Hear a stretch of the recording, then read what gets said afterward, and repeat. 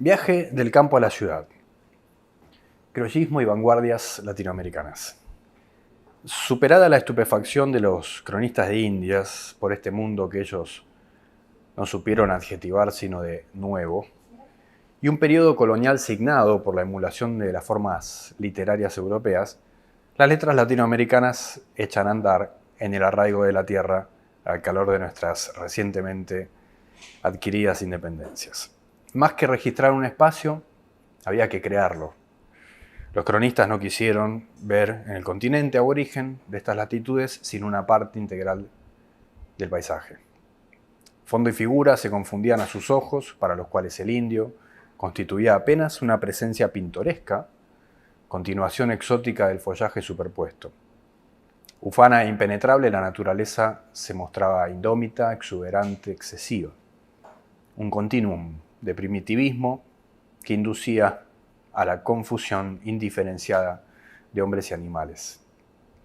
Estos cronistas, rústicos hombres de mar, no supieron, no pudieron, no quisieron ver la intervención de la mano humana, que luego creara el terruño de labranza y la faena rural.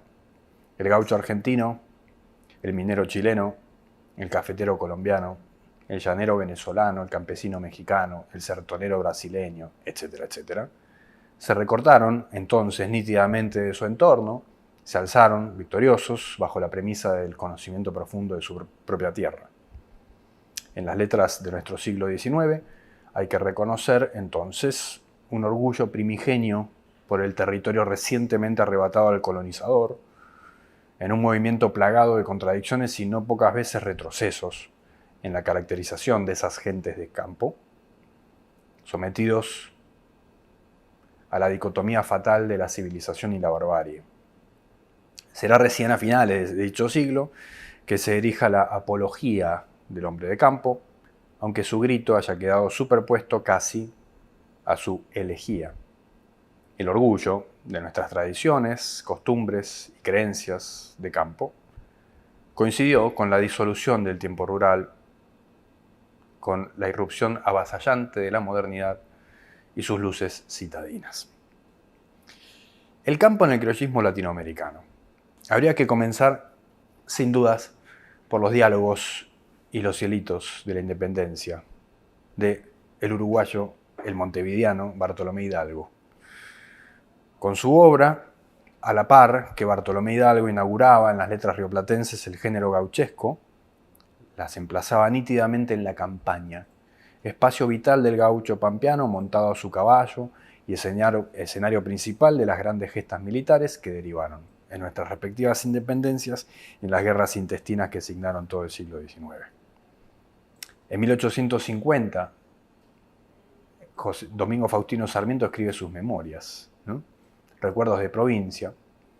Antes de haber alcanzado la presidencia de la joven nación argentina, el sanjuanino Sarmiento desempeñó una notable labor intelectual. Si bien reconocía el influjo de la tierra sobre el espíritu, cito, el aspecto del suelo me ha mostrado a veces la fisonomía de los hombres, Sarmiento anhelaba mostrarse como un hombre decidido a trascender su origen agreste. Por ello, sus recuerdos de provincia abren con la mención de unos palmeros solitarios que simbolizan su propia condición. Cito, los palmeros de San Juan marcan los puntos de la nueva colonia que fueron cautivados primero por la mano del hombre europeo. En la literatura peruana, los cuadros de costumbres de Ricardo Palma, reunidos en lo que se dan a llamar las tradiciones peruanas, en 1863, nos muestra un Perú evocado entrañablemente, de manera pintoresca, el Perú de los polvorientos tiempos del virreinato. Palma recolecta crónicas populares que oyó referir a sus abuelos y a sus padres, ofreciéndonos, de paso, no solo postales de la colonia, sino un riquísimo depósito de americanismos. En la literatura chilena, un año después, 1864, Antonio Bles Gana publica Un día de campo, una novela. A la manera de los románticos europeos, entonces el chileno Bles Gana utiliza el paisaje, una hacienda en este caso en la provincia chilena de Colchagua, como telón de fondo para desenvolver su intrincado culebrón.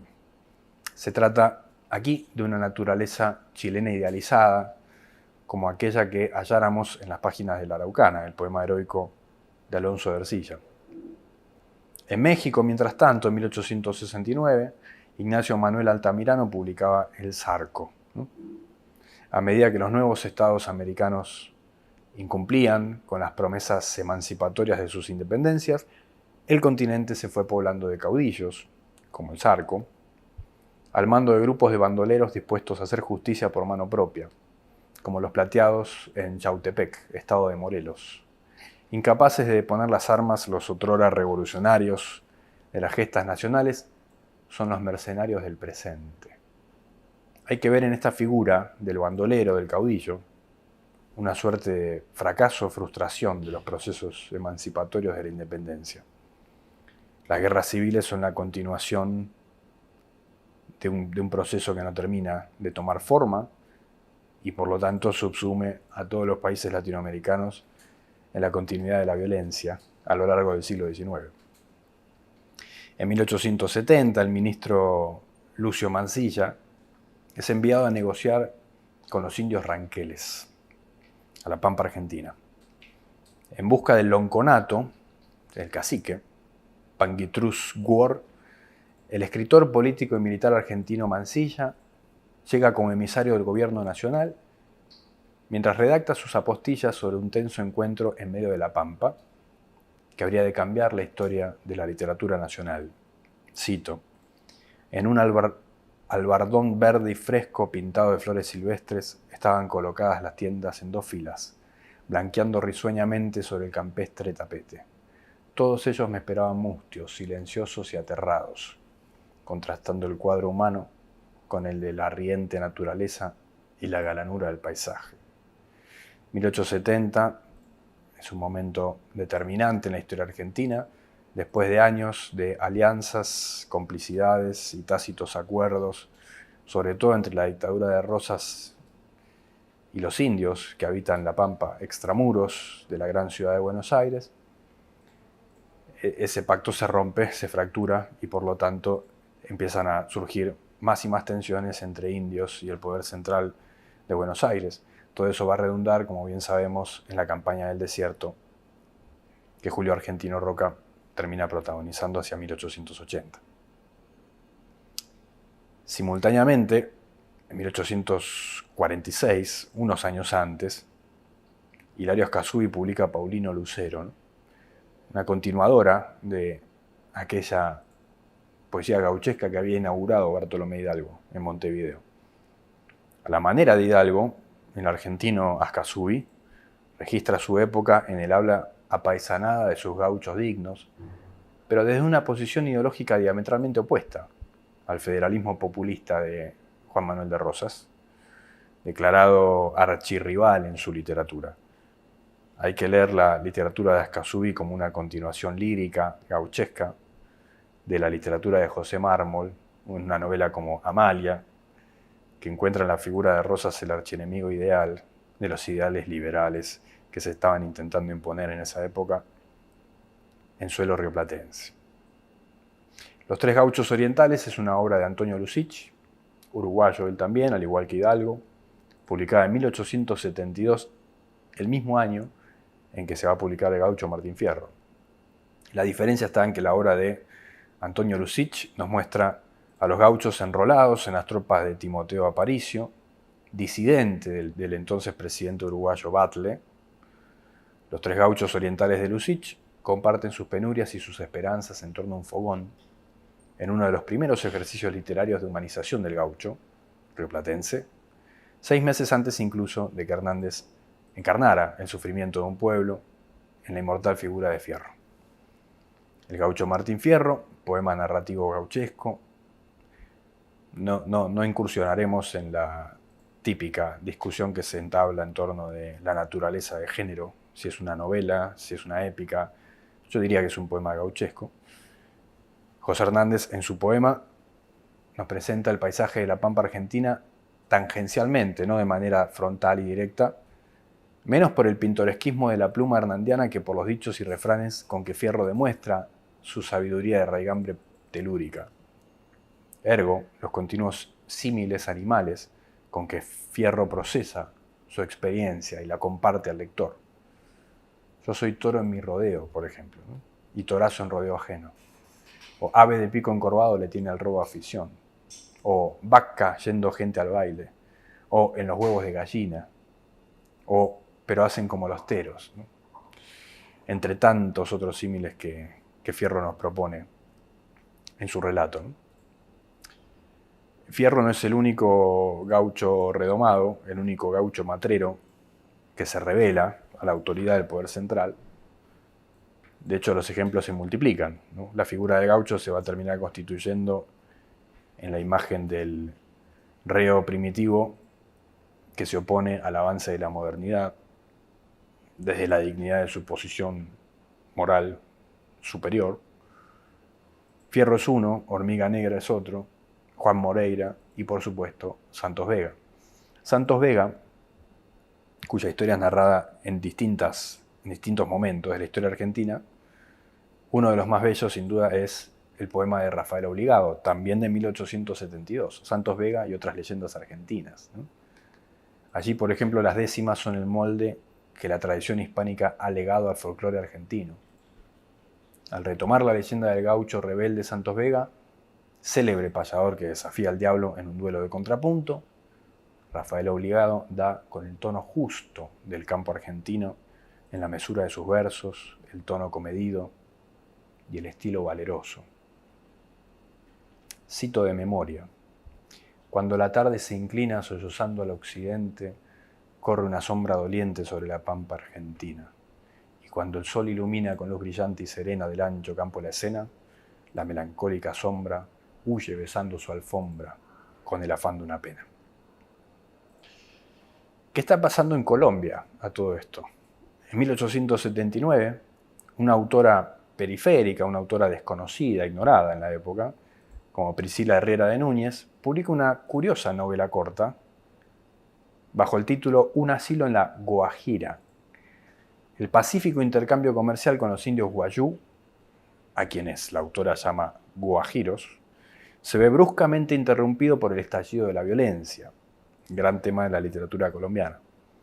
Viuda del difunto Ali Silva, la heroína de esta novela deberá cruzar el desértico paisaje de la Alta Guajira para ocultarse en una ranchería mientras dure la violencia. Estamos ante lo que posiblemente sea la primera representación literaria de la geografía nororiental colombiana, que permanecerá ignorada durante largo tiempo hasta que en los años 30 se publique una novela excepcional, como 4 años a bordo de mí mismo, de Eduardo Salamea Borda, 1934. Volviendo a la literatura rioplatense, Juan Moreira es uno de los tantos folletines que publicara en su momento Eduardo Gutiérrez en 1879, una de las muchas representaciones de Moreira, quien fue efectivamente un personaje real, ¿no? El sanguinario cuchillero acribillado por la Policía Federal en Lobos, provincia de Buenos Aires, dio pie a innumerables ficciones. Gutiérrez, folletinista de primer nivel, hizo de su mito una obra maestra. Juan Moreira se suma con ello al panteón de los gauchos matreros que, maltratados por la ley, se defienden valerosamente de los ultrajes del Estado. Hormiga Negra, Santos Vega y, desde luego, Martín Fierro. ¿Qué pasa en Perú? Más allá de las tradiciones peruanas publicadas por un joven Ricardo Palma. Clorinda Mato de Turner, en 1889, publica la que termina siendo su novela más reconocida, Aves sin nido. Una novela que luego ha sido señalada como prefiguradora, antecedente clara, del indigenismo del siglo XX. Según la crítica especializada, la peruana Mato de Turner compuso con Aves sin nido la primera novela indigenista de las letras hispanoamericanas. Si bien ficticio, Quilac, el pueblo de los Andes peruanos donde transcurre la acción, responde a la descripción de cientos de espacios similares. Las costumbres indígenas y sobre todo el abuso de las autoridades gubernamentales y eclesiásticas forman el caldo de cultivo de una novela netamente rural como es esta. En Bolivia, mientras tanto, unos pocos años después, en 1894, Lindaura Anzoátegui Campero publica una novela también indigenista, si se quiere, como Hualparrimachi. La boliviana Anzoátegui Campero repuso en una novela corta vida y obra de un personaje real, Juan Hualparrimachi, el mítico soldado poeta del nacionalismo boliviano. Nacido en San Pedro de Macha, Chayanta, Potosí, fue nieto de judío portugués e hijo de indígena cusqueña y padre español. Huérfano temprano, los indígenas lo criaron hasta su adopción a cargo de los guerrilleros Manuel Asensio Padilla y, ni más ni menos, Juana Azurduy de Padilla, con quienes habría de sumar fuerzas contra las tropas realistas españolas. Murió a los 20 años en una de las batallas de la independencia en 1814, a las órdenes de su protectora y jefa, doña Juana Azurduy de Padilla. Pese a su hondo conocimiento del español, Hualparrimachi escribió la totalidad de su obra poética en lengua quechua y tuvo por única arma la onda indígena. Ese mismo año, 1894, en que la autora boliviana Anzoátegui Campero publicaba Hualparrimachi, en Puerto Rico Manuel Seno Gandía publica La Charca. De acuerdo con el crítico Varela Jacome, el título, La Charca, pretende evocar la idea de un estancamiento acuoso, depósito de miasmas, hervidero de putrefacción. El puertorriqueño Seno Gandía, bosqueja aquí un campo que, sin dejar de ser idilio bucólico, es a su vez síntoma de las carencias educativas, intelectuales, morales, económicas del joven pueblo centroamericano, una tensión de fuerzas contrapuestas que abren la obra. Cito el inicio de la obra. En el borde del barranco, asida a 2 árboles para no caer, Silvina se inclinaba sobre la vertiente y miraba con impaciencia allá abajo, al cauce del río, gritando con todas sus fuerzas. ¡Leandra! Era en la montaña, en el seno de las selvas, entre laberintos de brava naturaleza, que parecen peldaños para oficiar, en el altar del cielo. En Costa Rica, relativamente cerca de Puerto Rico, en 1896, Manuel González Celedón, también conocido como Magón, publica sus cuentos de Magón, que son una serie de cuadros de costumbres, a la manera de las tradiciones de Ricardo Palma. Sus cuentos son valiosos cuadros de costumbres que nos permiten conocer más sobre los pormenores de la vida rural en esa cultura centroamericana, desde la cosecha del cacao al mito muisca que da origen al glorioso Tequendama. En la literatura venezolana, mientras tanto, también en 1896, Luis Manuel Urbaneja Achelpol publica sus artículos, con un estilo afectado, propio del modernismo que estaba en boga en esos años, la morbidez de los decadentes, la escatología de los naturalistas y sobre todo el oído minucioso de los criollistas. El caraqueño Urbaneja Achelpol sentó las bases de la modernidad literaria venezolana. Sus estampas rurales prefiguran la irrupción de Rómulo Gallegos en los años 20 con su novela archiconocida Doña Bárbara. En Colombia, simultáneamente, en 1897, un año después, el entonces presidente de la Nación, José Manuel Marroquín, publica El Moro. Ya sabemos que Marroquín había publicado antes Blas Gil, ¿no?, y otras tantas novelas muy valiosas, en una época en que los políticos todavía destentaban una escritura envidiable, a diferencia probablemente de la nuestra, ¿no?, donde los políticos ya no solo no saben escribir, muchas veces ni siquiera hablar, ¿no? En este caso se trata de una novela protagonizada por un caballo moro, narrador de la novela, una novela rural de quien fuera entonces presidente de la Nación, en tiempos de insurrección panameña. Recordemos que en 1904 se independiza Panamá. El recurso del narrador animal que utiliza Marroquín se había vuelto un recurso muy usado, ¿no? En esos años. Recordemos la novela del japonés Natsume Soseki, Soy un gato. Recordemos los cuentos de O. Henry, como Memorias de un perro amarillo, etc. Y es un recurso que sirve para tomar distancia de los hombres y satirizar sus absurdas creencias en el progreso y el destino de la humanidad.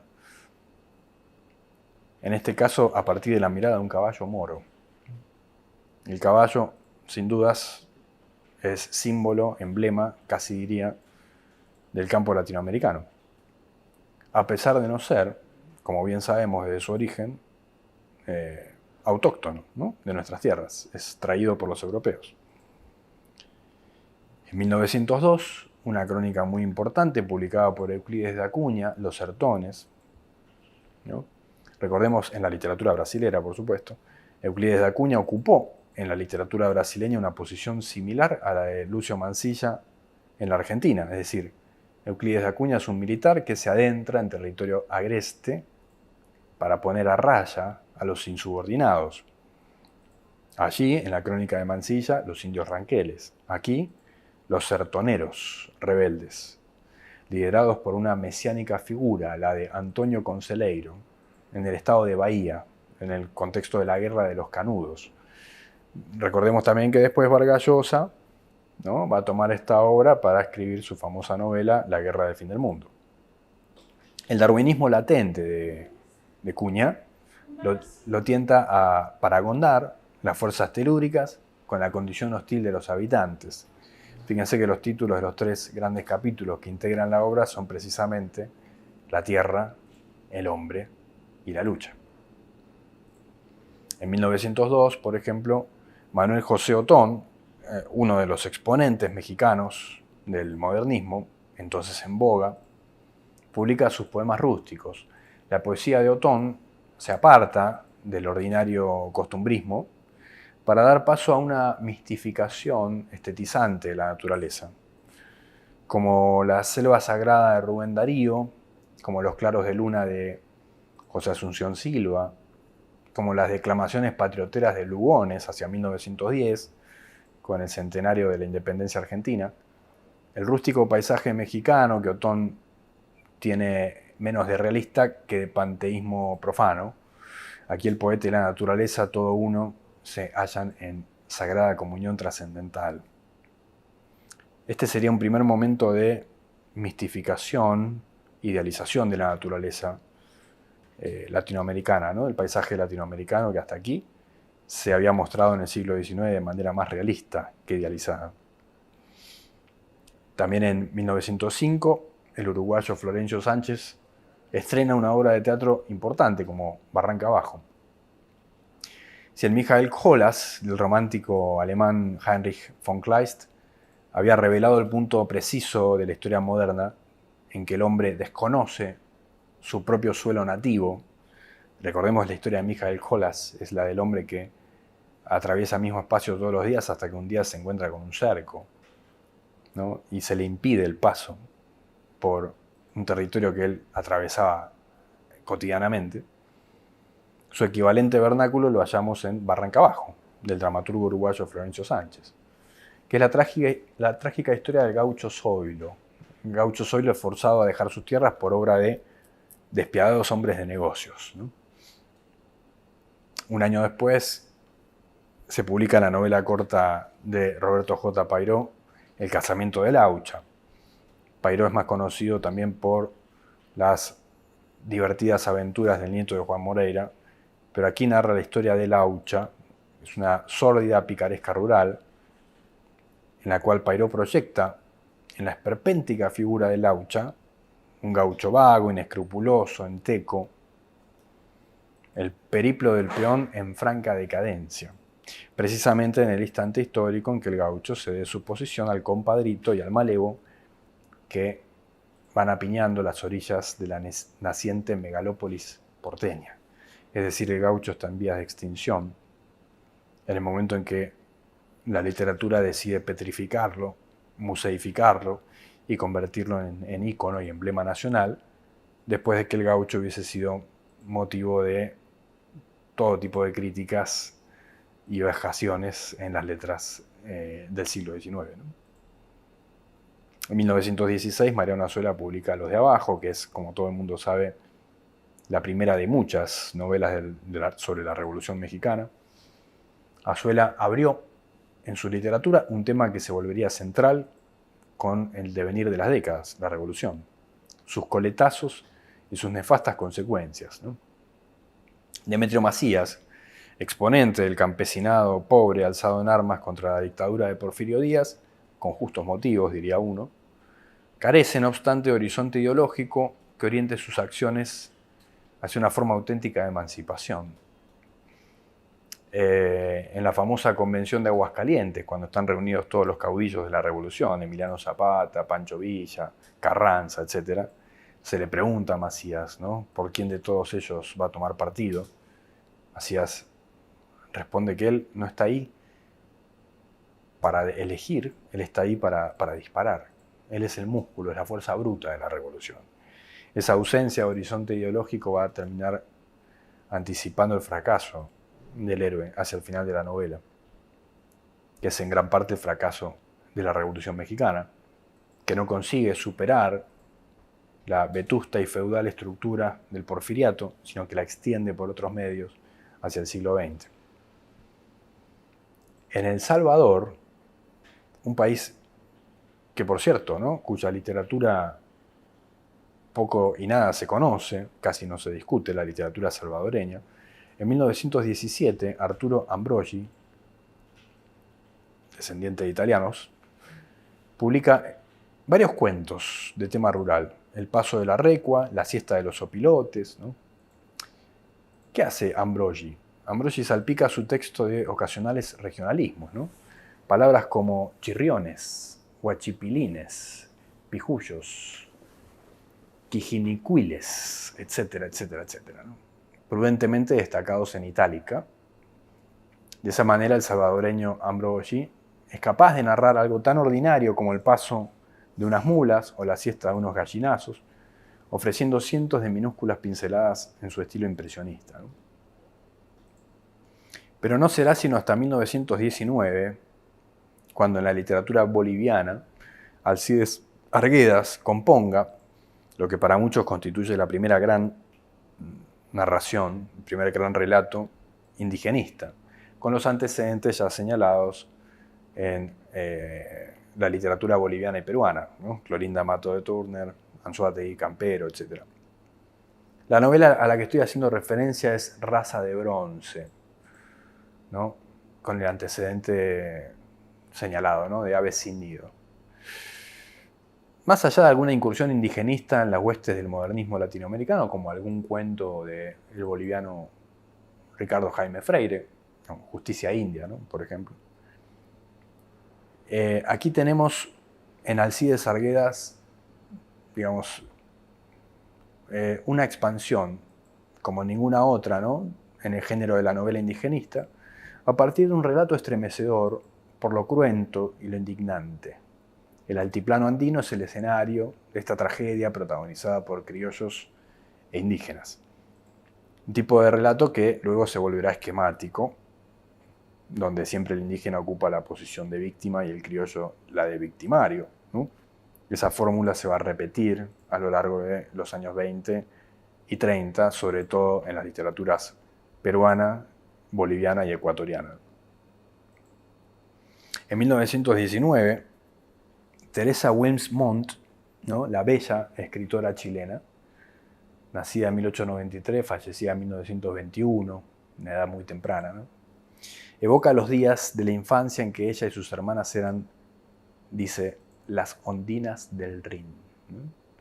Entonces el tiempo se dividía entre Santiago, capital chilena, y las fincas del padre, donde Anacleto, peón de campo, con su macarrónico castellano, palabras como compaire, además, trabajador, honrado, argunos, júnebre, bandío, puñalá, ¿no?, narraba truculentos relatos a la vera del brasero.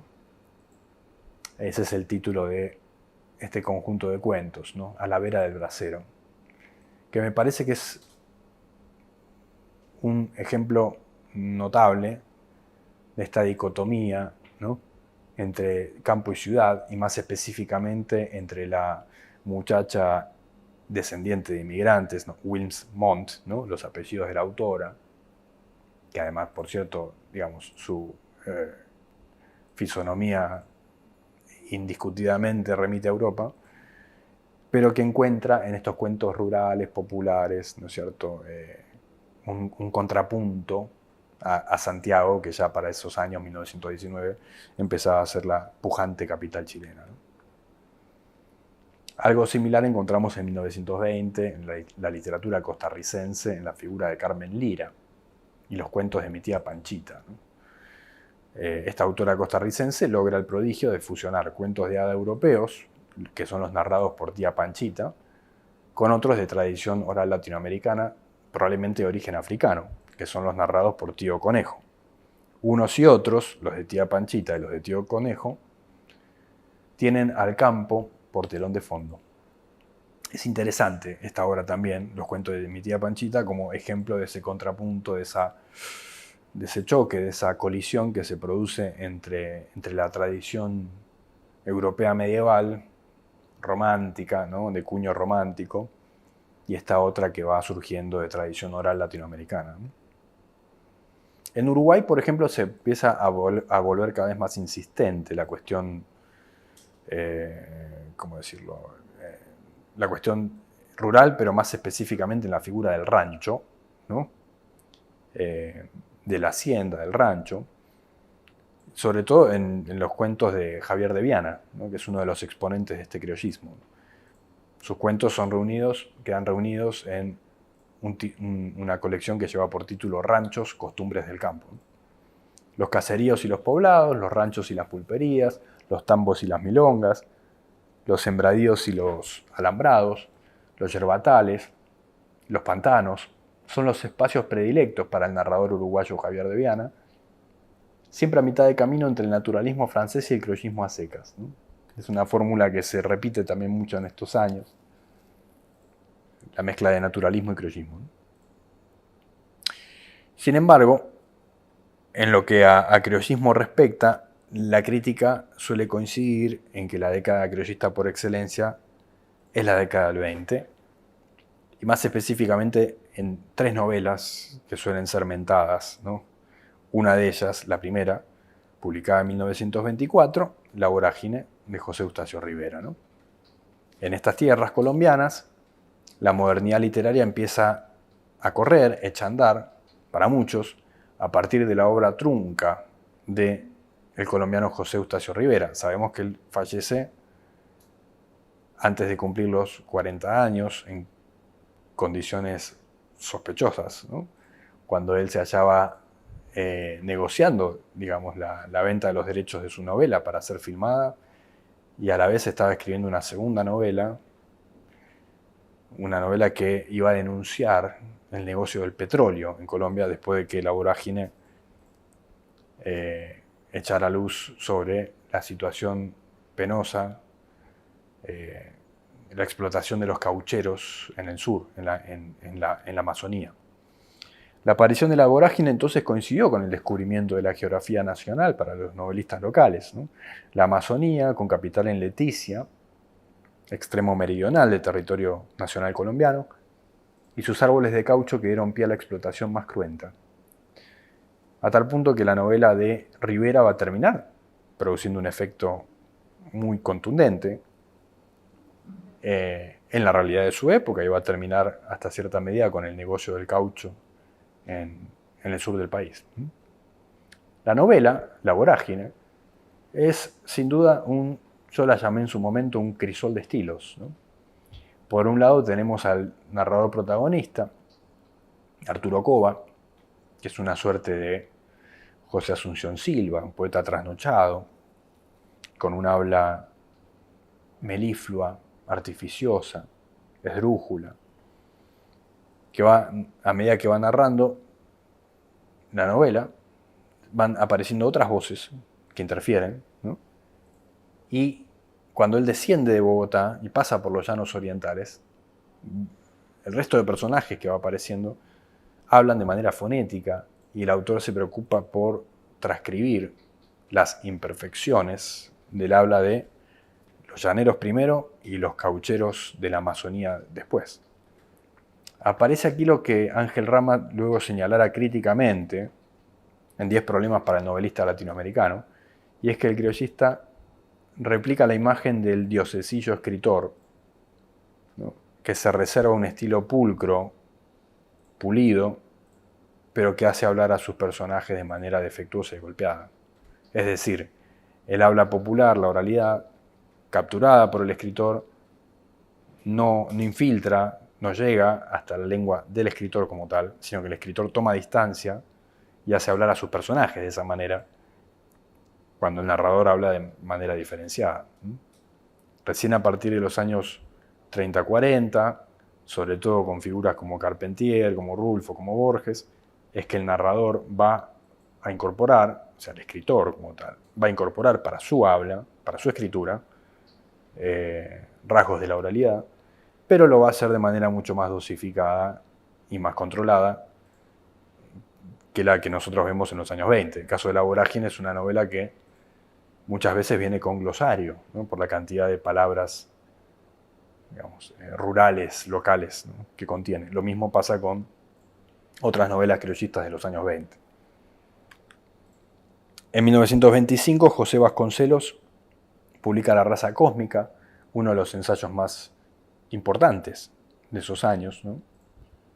La pregunta sería para Vasconcelos: ¿y si América Latina cupiera en suerte incubar el surgimiento de una nueva civilización que él llama Universópolis, creada por una quinta raza que subsumiera lo mejor de todas sus predecesoras? Esa es la tesis del oaxaqueño Vasconcelos, ¿no?, en su ensayo clásico La raza cósmica.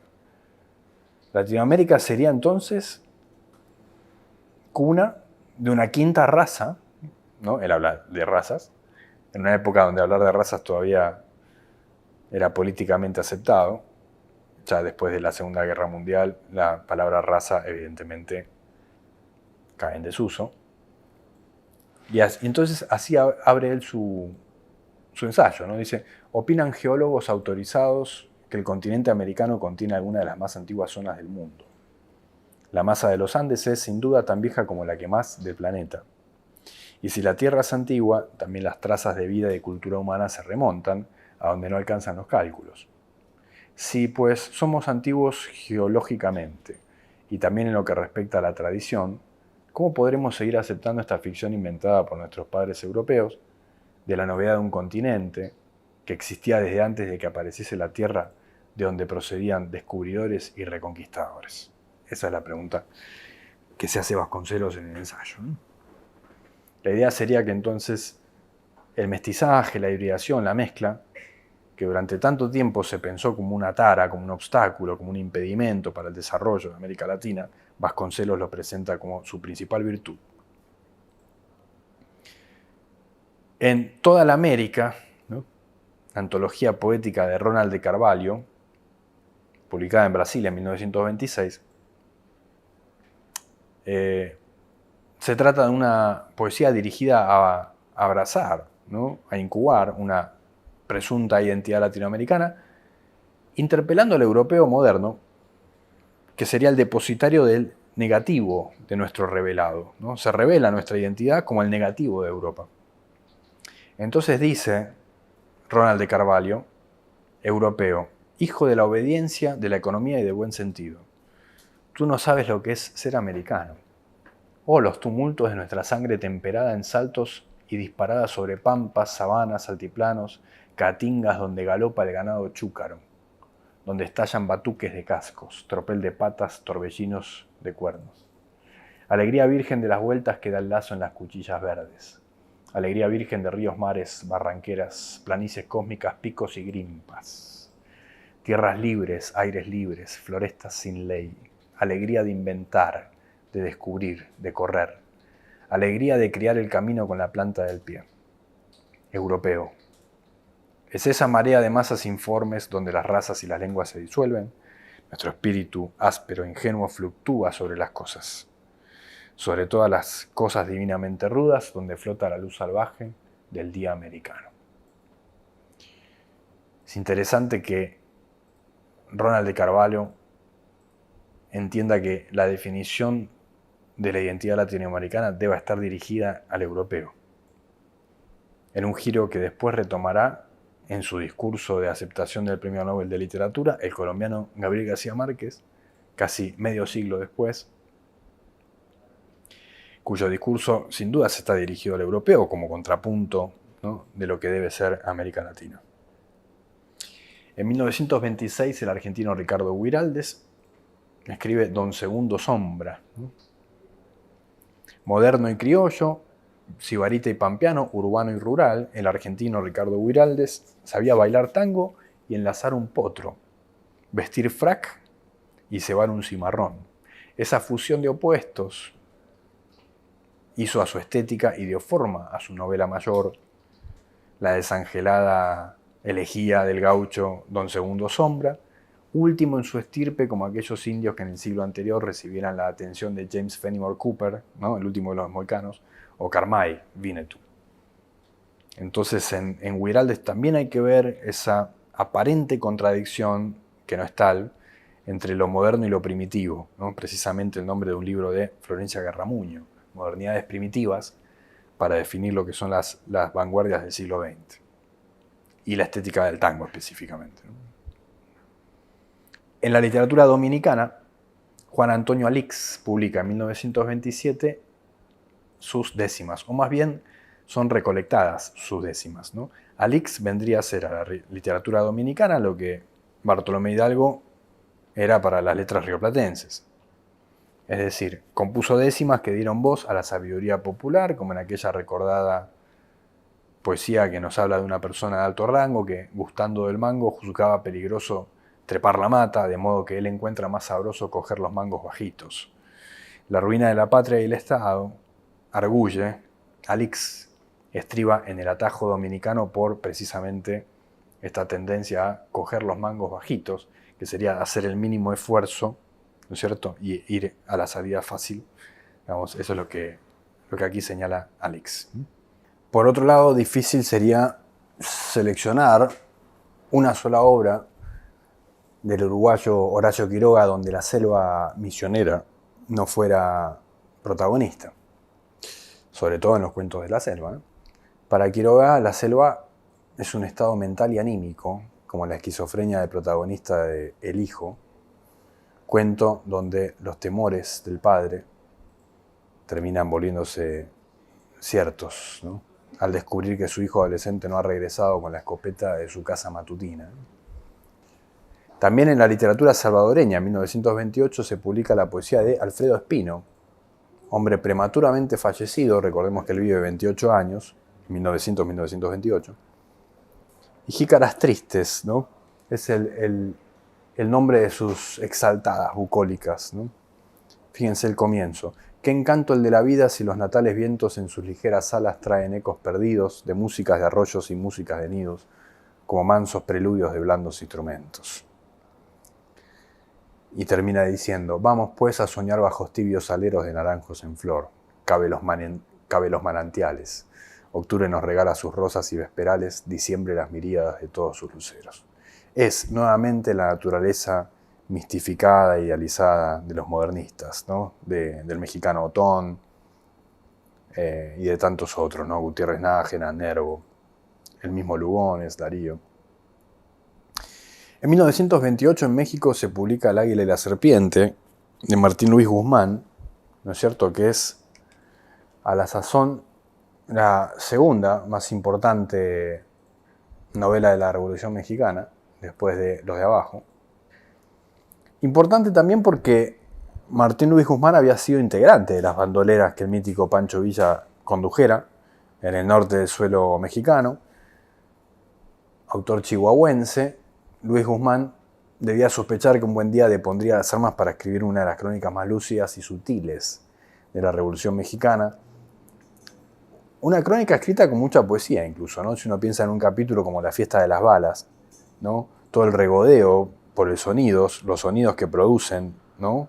Los sonidos metálicos de las balas a medida que van saliendo. El águila y la serpiente termina siendo una de las más poéticas rememoraciones de la revolución, frente a una novela más bien prosaica como Los de Abajo, ¿no? En Venezuela, a la par de la literatura de Rómulo Gallegos, tenemos a una autora como Teresa de la Parra, que escribe Memorias de Mamá Blanca. Con insuperable ironía, la venezolana Teresa de la Parra escribe desde París, detalle para nada menor, sus evocaciones infantiles en la fantasmagórica estela de Mamá Blanca. La hacienda del padre y su mágico trapiche para fabricar papelón se entremezclan con el vocabulario castizo y arcaico de Vicente Cochocho, peón de hacienda, en una estructura similar a la que habíamos señalado a propósito de la obra de la chilena Teresa Wilmsmont, ¿no?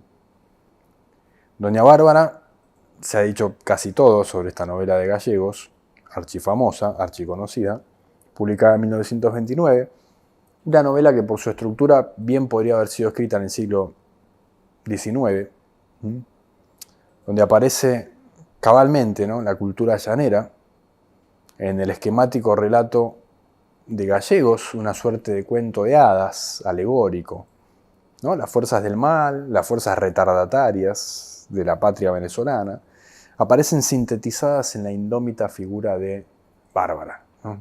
El nombre lo dice todo, ¿no? Es la barbarie. Contra la luz y el progreso aportados por el joven europeizado, Santos Luzardo, ¿no? Luzardo, Santos.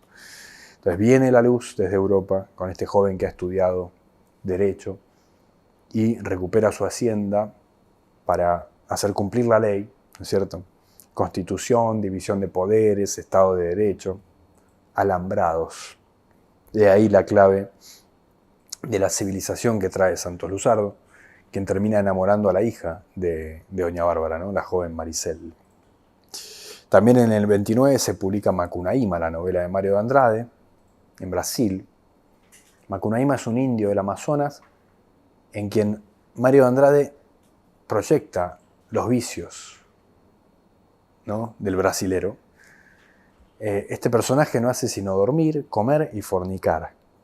Salta de árbol en árbol y juega sin parar. Sus superpoderes le permiten desplazarse a largas distancias, aunque ya quisiera él en buena hora ganar la lotería o toparse con algún batacazo que lo prevenga del trabajo. El gran tema de Macunaíma es que es haragán, no quiere trabajar, ¿no? Incluso, fíjense el subtítulo de la novela, ¿no? Macunaíma o el personaje sin carácter, ¿no?, que es, lo sabemos, hacia los años 20 es gran tema de la literatura, ¿no? El hombre sin atributos, la novela de Musil, o los personajes de Pessoa, ¿no?, como el Bernardo Suárez del libro del desasosiego, o los personajes de Kafka, que muchas veces aparecen mencionados con una inicial, o por su oficio, ¿no?, el maquinista, el hacendado, etc. Entonces, hacia los años 20 aparece esta idea del personaje sin carácter, personaje que de alguna manera había fundado la literatura brasilera. Recordemos una novela como Memorias póstumas de Blas Cubas, y que después va a reaparecer en autores posteriores. Por ejemplo, en Clarice Lispector, ¿no?, una novela como La hora de la estrella. La protagonista Macabea también sería heredera de esta idea de personaje sin carácter, ¿no?, sin personalidad, personaje sin personalidad. En Ecuador, hacia los años 30, se impone esta moda criollista en varios autores, pero sobre todo en dos, ¿no? Joaquín Gallegos Lara es uno y Demetrio Aguilera Malta. Demetrio Aguilera Malta publica una novela como Don Goyo, que transcurre en el poblado Cerrito de los Morreños, en el Golfo de Guayaquil. Don Goyo es un montubio que lucha por preservar el orden social, ¿no? La vida de los manglares y los pescadores ecuatorianos termina de engrosar el friso de este guayaquileño que es Demetrio Aguilera Malta. Simultáneamente, en 1930, Joaquín Gallegos Lara publica sus cuentos: Al subir el aguaje, Era la mama, Los madereros, etcétera, etcétera, ¿no? Inmejorable oído criollista, supo tener el también guayaquileño Joaquín Gallegos Lara, ¿no? A la hora de capturar el habla real de sus connacionales. Sin el escrúpulo de la corrección lingüística u ortográfica, Gallegos Lara ubica siempre sus relatos en las zonas más pobres del Ecuador para mostrar las condiciones inhóspitas en que sus habitantes se ven obligados a vivir. En 1930 también aparece la obra de el guatemalteco Miguel Ángel Asturias, quien luego, como todos saben, terminaría obteniendo el Premio Nobel de Literatura, más específicamente por una novela como Hombres de Maíz, de 1949, o Señor Presidente, que es una de las primeras novelas de dictador, ¿no? En el 30 publica Leyendas de Guatemala, ¿no? Allí, Asturias, después de haber viajado a París, aprende en la Sorbona sobre su propia cultura nativa, ¿no? La cultura maya quiché. Fruto de esos años es que surge el primero de sus libros, Leyendas de Guatemala, donde Asturias repone antiguas leyendas maya quichés, presentadas con la naturalidad que luego el realismo mágico convertiría en su sello distintivo. Es decir, en las letras latinoamericanas lo así llamado maravilloso o real maravilloso o realista mágico tiene algunas de sus primeras expresiones en estos años 20 y 30 sobre todo 30, ¿no? Pienso también en una novela como Las lanzas coloradas de Arturo Uslar Pietri. Antes, anticipando más de 30 años, el surgimiento en la literatura colombiana de una figura como la de García Márquez, ¿no? En la literatura peruana, César Vallejo, después, una vez superada su faceta modernista de los heraldos negros o tardo modernista, ¿no? Y la faceta vanguardista de Trilce, César Vallejo escribe cuentos como Paco Yunque, ¿no? Por ejemplo, donde la preocupación social eclipsa todo lo demás.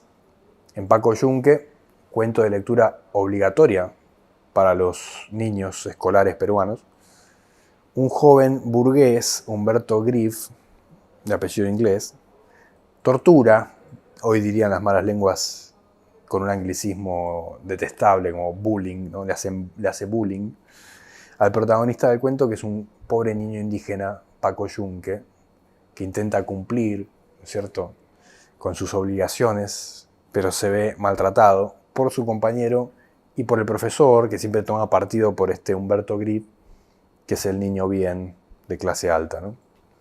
Entonces Paco Yunque se termina convirtiendo en un cuento central en el canon literario, en la narrativa peruana.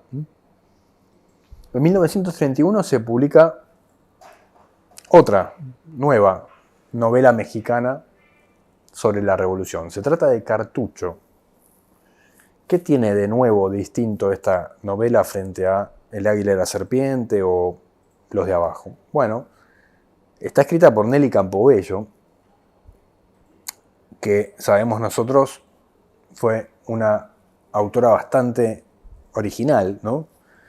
Porque esta novela está narrada desde una perspectiva infantil, ¿no?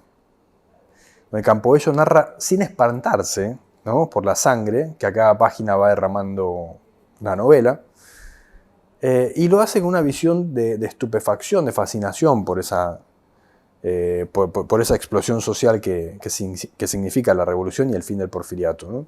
Esto es lo nuevo, lo distintivo, ¿no?, en la narrativa de Campobello. En El Salvador, en 1933, Salarrué publica sus cuentos de barro, que también van en esta línea ecuatoriana, ¿no?, de Demetrio Aguilera Malta o Joaquín Gallegos Lara. Cuentos de barro contiene 33 relatos que están centrados en la población rural, ¿no? Y esta es la primera gran obra de este autor salvadoreño, probablemente el más importante autor salvadoreño del siglo XX, Salarrué, ¿no? La vulnerabilidad, las supersticiones, la brutalidad de una vida que roza constantemente lo animal se emplazan en el terruño salvadoreño que los héroes habitan sin poseer, ¿no? Es decir, no son los dueños de la tierra, son sus habitantes, pero sus habitantes pasivos, ¿no? Ese mismo año también se publica Ecueyambao, que como todos saben es la primera novela de el cubano Alejo Carpentier, novela que después, por la cual después él habría de renegar, ¿no? El cubano Carpentier reniega de esta primera novela de corte indigenista, desde el título ya, ¿no? O más que indigenista, africanista, diría uno, ¿no? Ecueyambao. 15 años se interpondrían entre esta y su segunda novela, El reino de este mundo, 1933-1948. 15 años de silencio, ¿no? Hay cuentos en el medio, ¿no? La guerra del tiempo, etc. Pero 15 años tardó Carpentier en escribir una segunda novela. En línea con las modas criollistas de los años 30, la novela se presenta como la gran épica africana en la consideración tripartita de la cultura cubana, ¿no? África, Amerindia, Europa, que luego Carpentier exaltara como esencia del neobarroco cubano: lo blanco, lo negro, lo indio, ¿no? Un año después, en Ecuador se publica Huasipungo, ¿no? Que es la novela de Jorge Icaza. Como una transcripción libre del quechua quiteño, Huasipungo emula el sonido de huasi, casa, punku, puerta, una parcela de tierra que se entregaba a los indios para que habitaran en la hacienda del señor, trabajando la tierra y ofreciendo el producto de su trabajo a la manera feudal clásica, ¿no?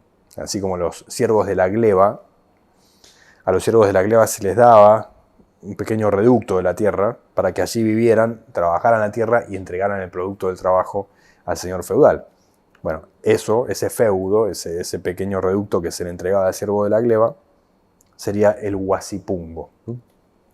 La novela del quiteño Jorge Icaza es heredera directa de Raza de Bronce, Ave sin nido, etc. Y prefigura la irrupción de la novela de denuncia social americana encarnada, por ejemplo, en John Steinbeck, una novela como The Grapes of Wrath, ¿no? Las uvas de la ira, también de esos años 30.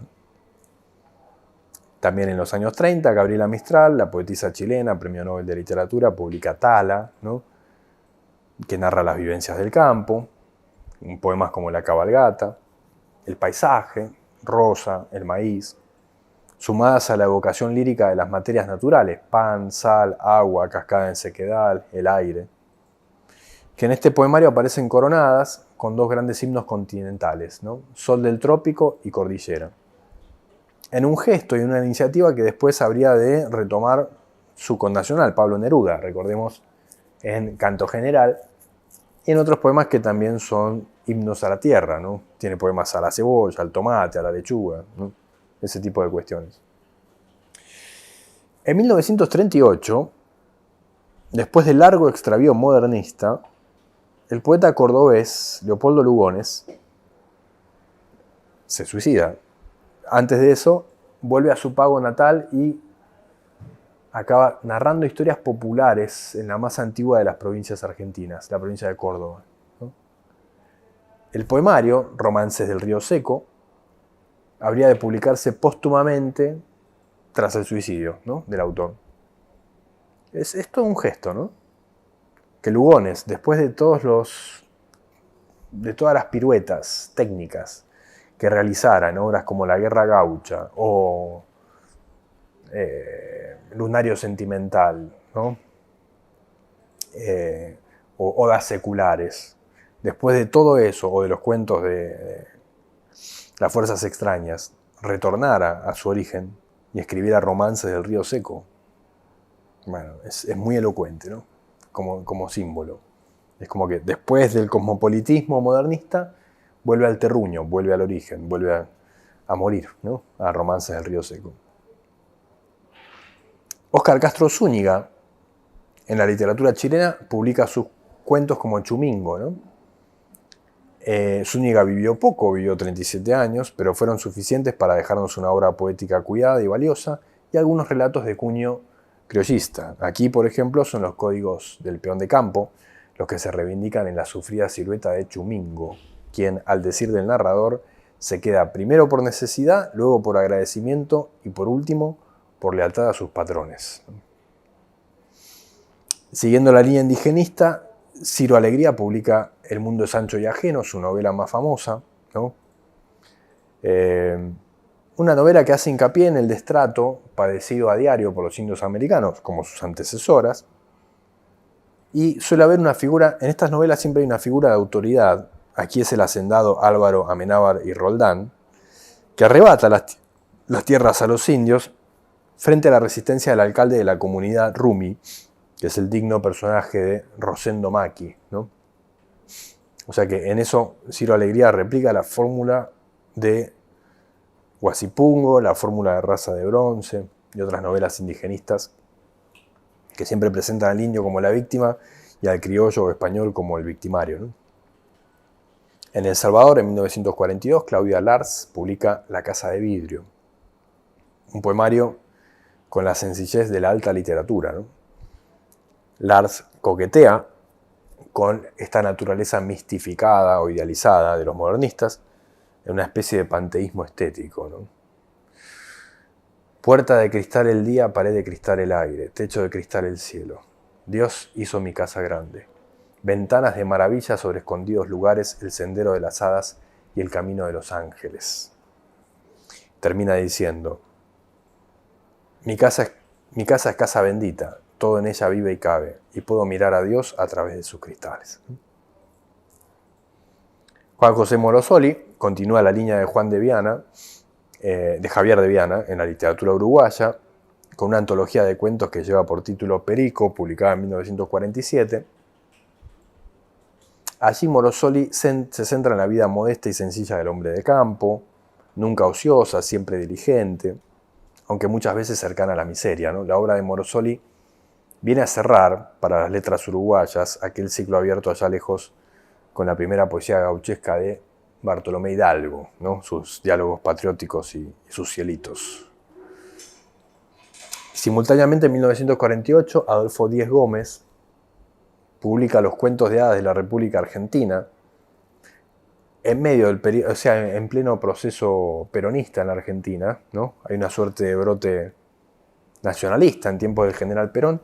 El Ministerio de Cultura de la República Argentina hizo particular énfasis en la confección de una posición nacionalista que antagonizara con el capitalismo americano y el socialismo soviético, como la llamada tercera posición, ¿no?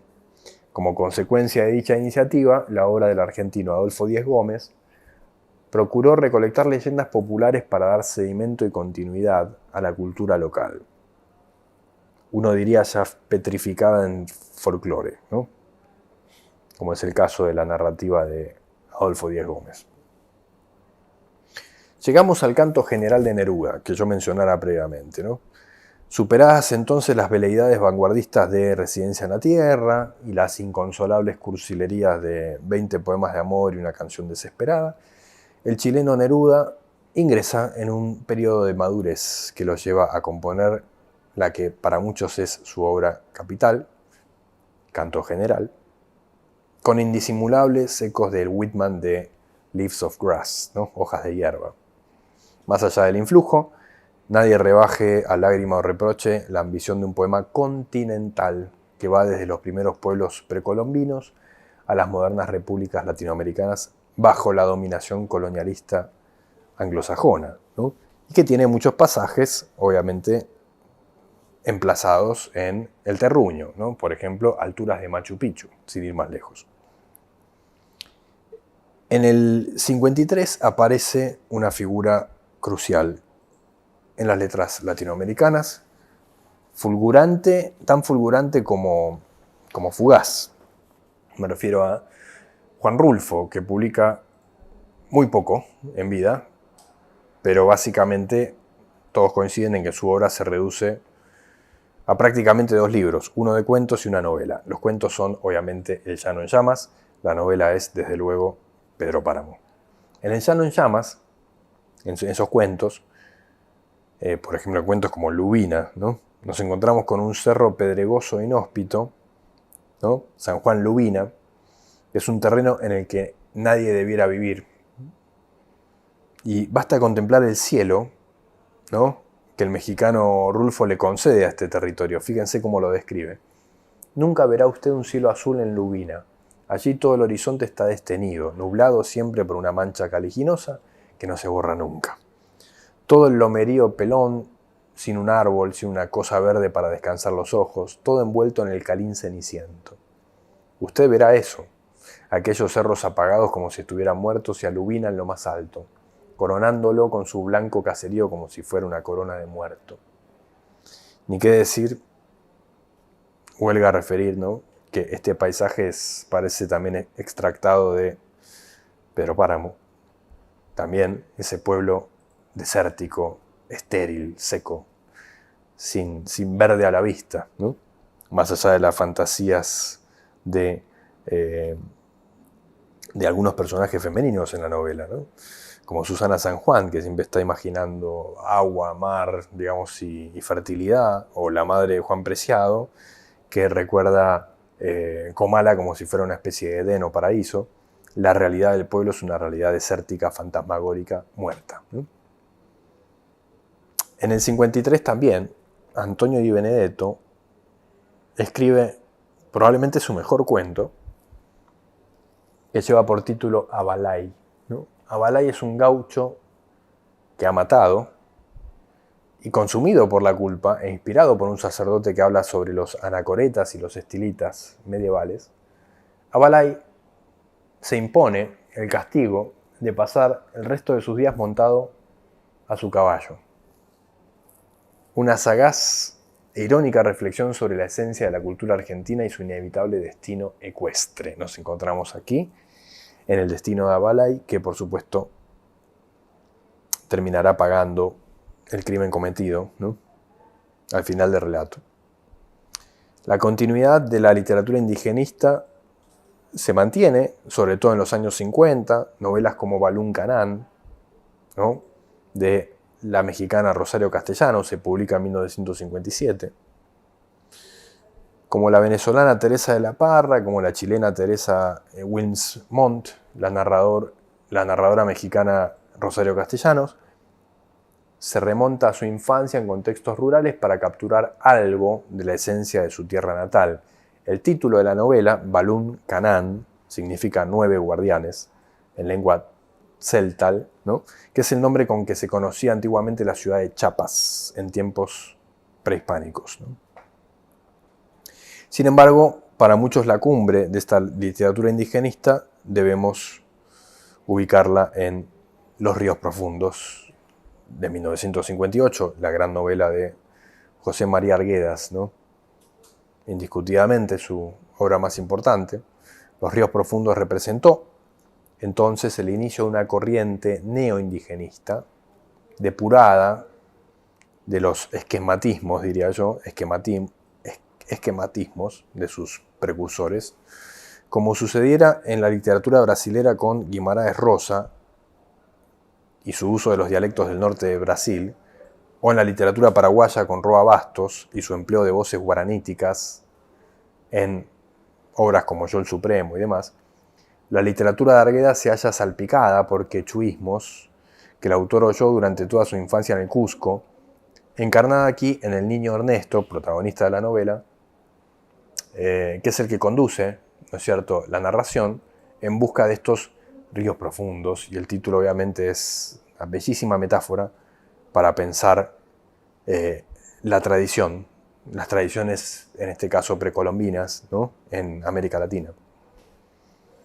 Mencionaba recién al paraguayo Roa Bastos, en 1960 publica Hijo de Hombre, situada mayormente en Itapé y Zapucay. Esta novela histórica repasa episodios centrales de la moderna historia del Paraguay, hasta la Guerra del Chaco, como todos saben, 1932 a 1935, la guerra que enfrentó a Bolivia y al Paraguay, ¿no?, siguiendo el derrotero de Gaspar Mora y su amigo Miguel Vera, cuyos relatos quedan enmarañados en la telaraña colectiva de otras vidas igualmente sufrientes, ¿no? También en ese año, en esa década, 1962 más específicamente, Fernando Soto Aparicio escribe su novela más famosa, una novela que en Colombia suele ser impuesta como lectura a los colegiales, me refiero a La Rebelión de las Ratas, donde se nos presenta un pueblo ficticio, Timbalí, que es el emplazamiento elegido por empresas multinacionales para sustraer riquezas mineras, alterando el perfecto equilibrio de la región. Aparece acá el típico, no sé, ese esquema clásico, ¿no?, de la Arcadia, violentada por fuerzas externas, ¿no? Y un sistema armónico echado a perder. El protagonista de la novela se llama Rudecindo Cristancho, el arquetipo del trabajador sufrido, animalizado, que pierde lo poco que tiene al acometer una fallida rebelión contra las autoridades, ¿no? Un año después se publica en Chimán nace un santo, del también colombiano Manuel Zapata Olivella. Chimán es un pueblo remoto, bañado por la ciénaga del río Sinú, pueblo de campesinos, pescadores y artesanos. En ese poblado ambienta su relato el colombiano Olivella, la historia de Domingo Vidal, un cuadripléjico devenido santo tras salir ileso de un incendio en el Día de los Difuntos. La iglesia, naturalmente, se opone a la superchería, de modo que el final trágico queda servido en bandeja. Ya en los años 70, Manuel Scorza, continuador del realismo mágico, escribe Redoble por Rancas, que nos presenta la lucha entre los campesinos de Rancas, liderados por Héctor Chacón, el Nictálope, y la Cerro de Pasco Corporation, ¿no? Cuyos intereses se muestran custodiados por jueces y otros funcionarios del Estado peruano. De trama fracturada, ¿no? La estructura fracturada, multiforme, la novela de Scorza, introduce en las letras peruanas el realismo mágico que germinara, como sabemos, con anterioridad en otras latitudes de nuestras letras, ¿no?